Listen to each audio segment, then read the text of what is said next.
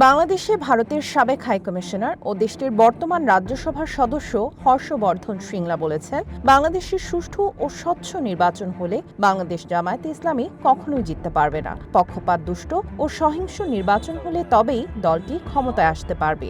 শুক্রবার ভারতের পশ্চিমবঙ্গের দার্জিলিংয়ে সাংবাদিকদের সঙ্গে আলাপকালে এ মন্তব্য করেন তিনি। ইতিহাসে দেখা গেছে জামায়াত কখনোই ৫ থেকে ৭ শতাংশের বেশি ভোট পায়নি এবং সেই ভোটও তারা পেয়েছে অন্য রাজনৈতিক দলগুলোর সহায়তায়। নির্বাচন যদি পক্ষপাতমূলক এবং সহিংস হয়, শুধু তখনই জামায়াতের জেতার সুযোগ থাকবে। হর্ষবর্ধন শ্রিংলা বলেন, বাংলাদেশের নির্বাচন নিয়ে ভারত এরই মধ্যে তাদের অবস্থান পরিষ্কার করেছে।